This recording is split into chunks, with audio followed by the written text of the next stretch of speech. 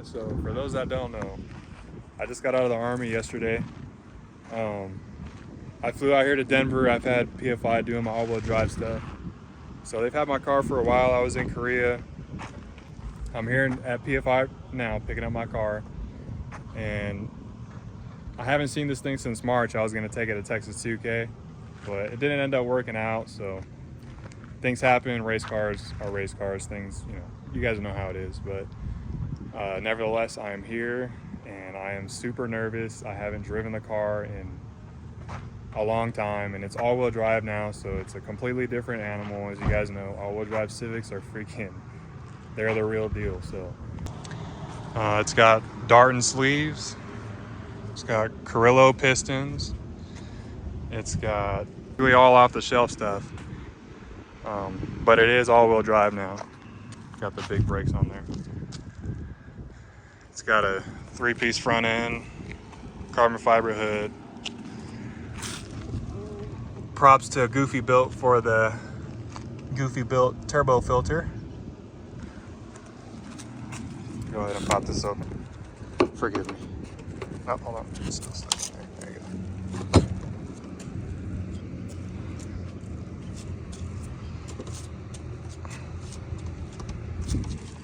And here we are.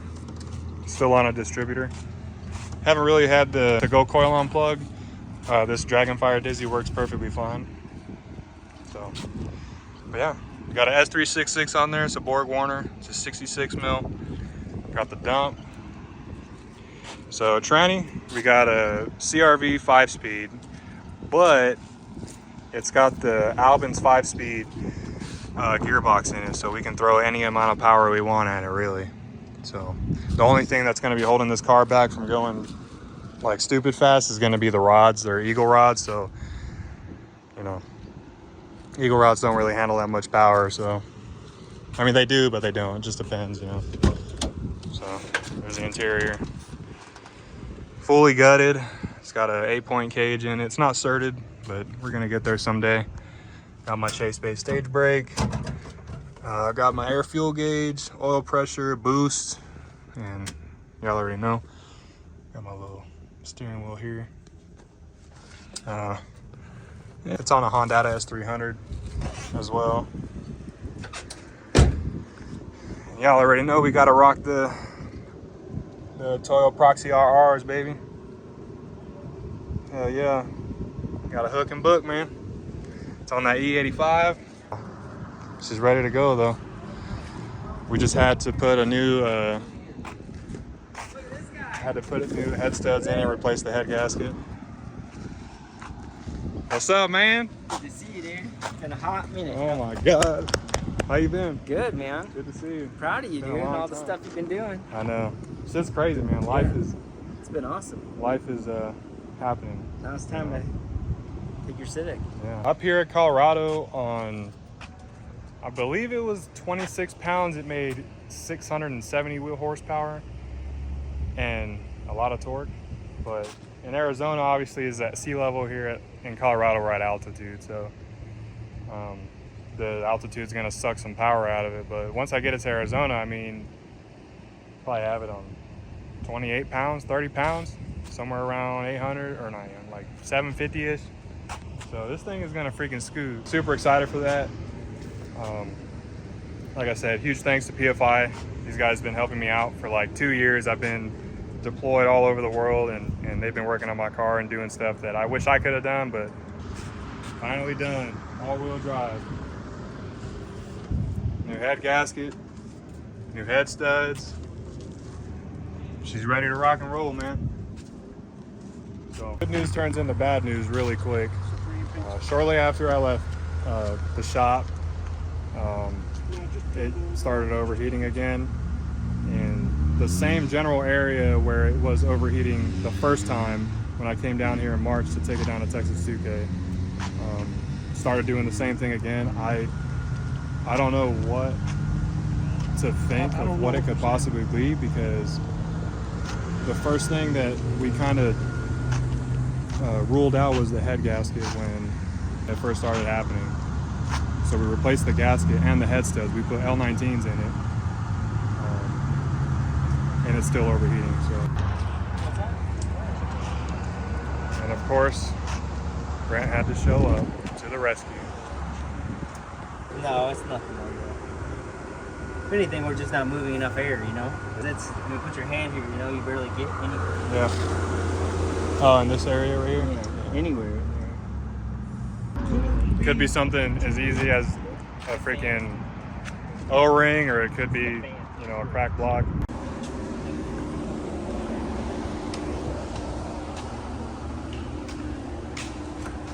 Bigger fan, so we need to open up the inside of the shroud. Yeah. Okay. So we can pull more air. More air. That's our game right now. And you can see You can see a little the literal difference in the size of the motor. the motor itself, yeah.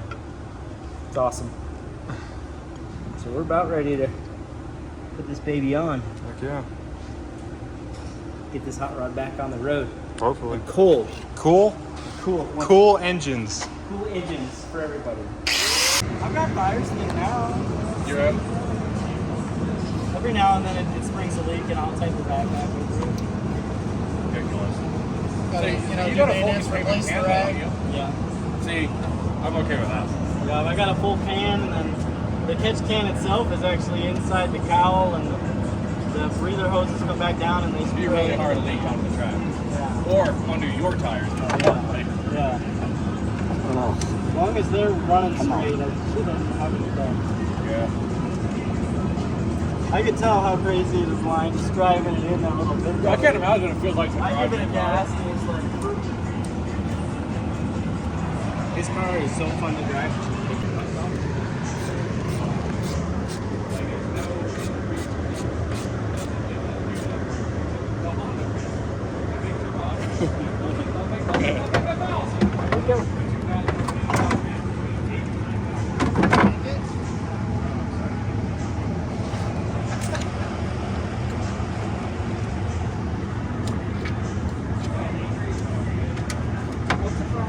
Where's Gordito at?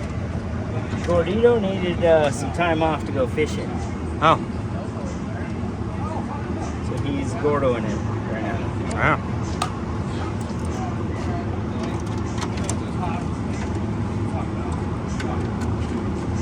That motherfucker go on now. Oh, shit. That was Got over me. on it. It was the clamp landed there. Where'd it go? Clamp. Oh. On it. All right.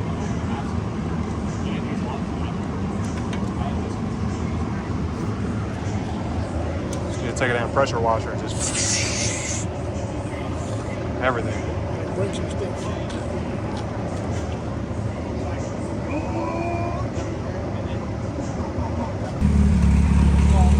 All right, so we got the new fan in. We weren't really able to tell if the old fan was blowing the right way or if it wasn't. So we got the new one on, and Brent got it wired up correctly so that it's actually sucking in air from the front here. So got good airflow. So that's where we're at on that one. So goofy build. Right here on the laptop. Yeah, we're pushing it up a little bit too, so it helps cool it. Awesome, thank you. Just reinforce All the fucking tabs. all the tabs.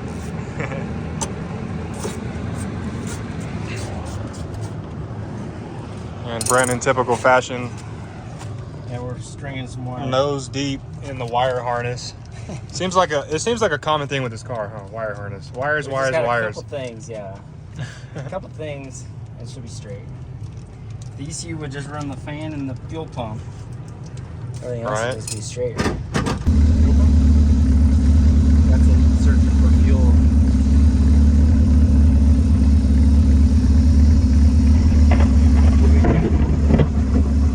That might be correct.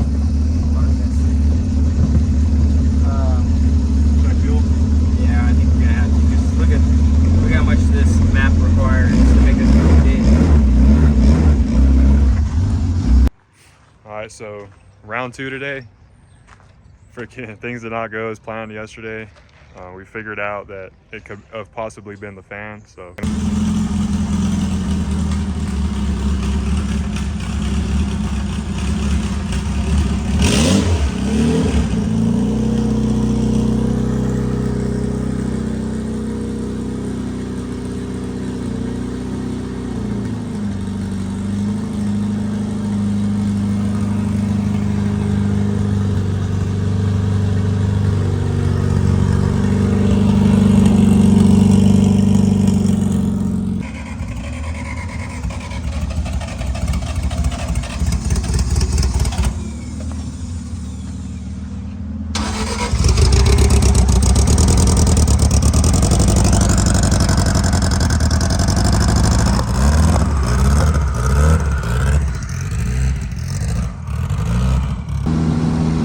Temps are good. What temps at? Just touched 190 right now. Just touched 190. Hanging out 189. Going straight though. Look at this guy.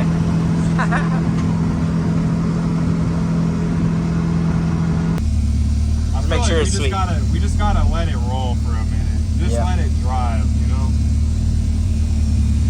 That's all it needs. It just needs to feel the love of being driven and not Yep. worked on for once. That's it. The intake temps came down almost 40 degrees, so Oh, that's cool. from when we were in the shop to now? Or? Yeah. Yeah. We left at 145. I'll turn left here. Yep.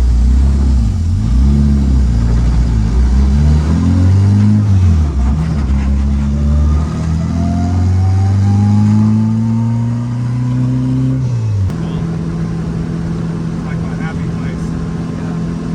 I don't even need to race it. I don't need to drive it. As long as I am in the presence of it, that's all I need.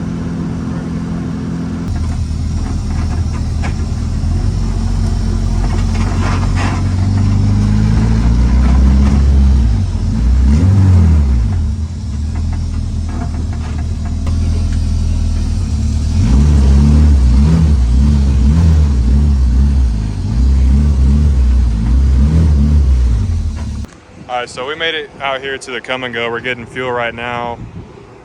There was a bunch of lean spots, so when we get back to the shop, we're just gonna go ahead and take the injectors out and put them on the bench flow, so get them cleaned and so they can run right again.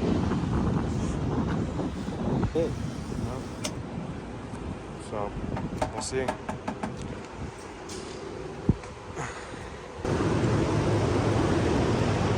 We got the fuel rail off. We got the injectors out. And we got them on the bench flow right now, cleaning them out. Hopefully that'll fix all the sputtering problems that we had.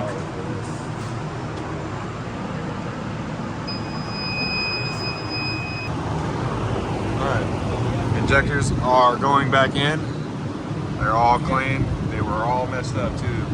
If you ever have to clean them at home and you don't have, you may not have a machine like ours yet, what you do is you apply, grounded 12 volts to each side, that opens the injector, and then blow backwards, so you'll come through this way. So you spit out whatever's in it, compressed air. Okay. Yeah. Okay. So just get power to the injector and just blow air through it? Yeah. Because you're trying to blow out whatever's in there. Yeah.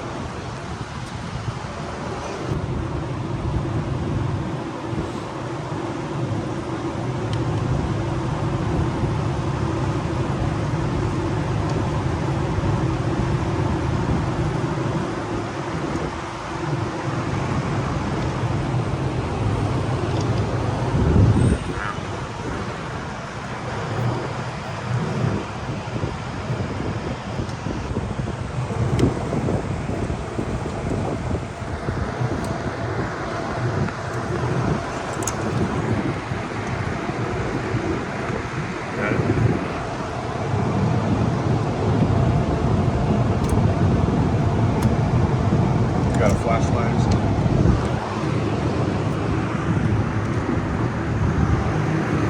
Let's pull those off. try that with the thermostat. See what happens. What do you mean? Well, it's cooling off, you know? Breather lines? Well, I was gonna do the thermostat. Make it a restrictor. Yeah.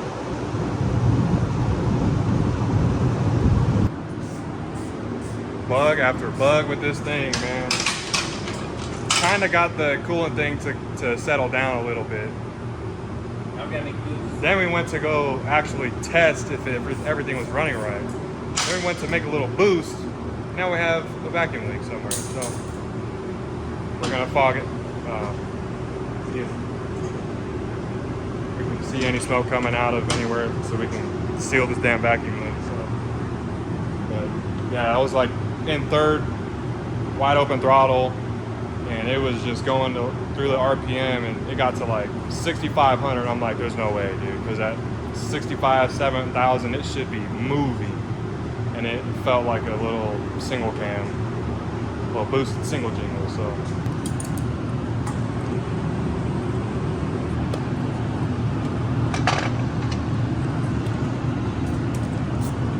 yeah, got this fogger done, and hopefully figure out this boost leak thing, and then hopefully no more problems. Well, we got the fogger going.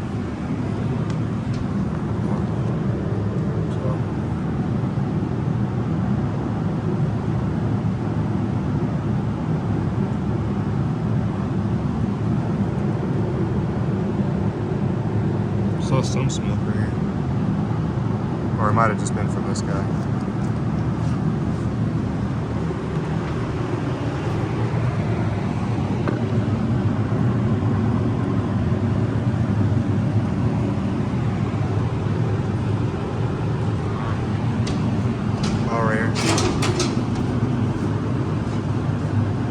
Yep.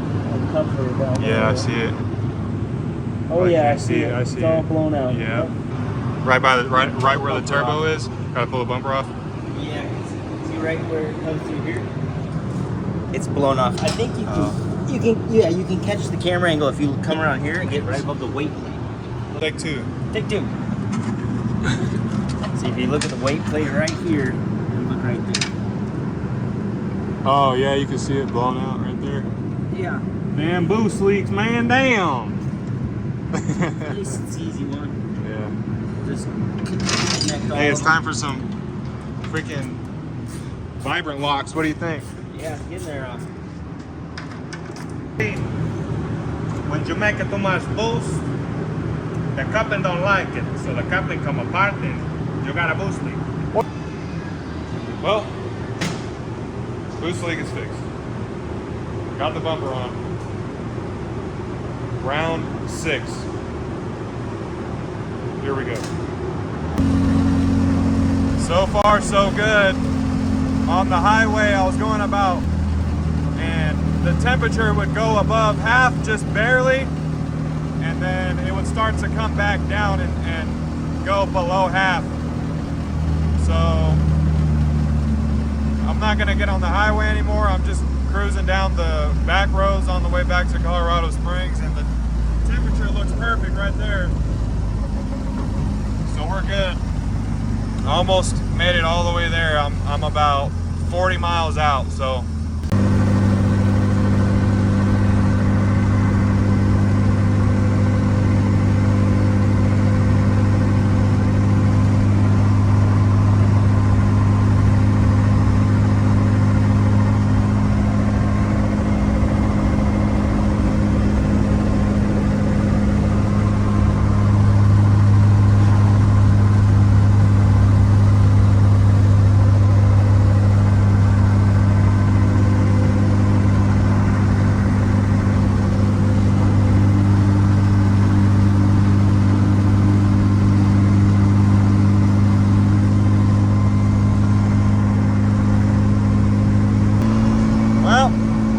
To Colorado Springs. So freaking happy right now. I can't even put it into words. Thank you to everybody that helped me with this thing, man. Me and Brent were freaking going at it, trying to get this thing ready, man. But hey, we're here. I'm super happy. I can't wait, man. I can't wait for the future for this thing, dude. It's crazy.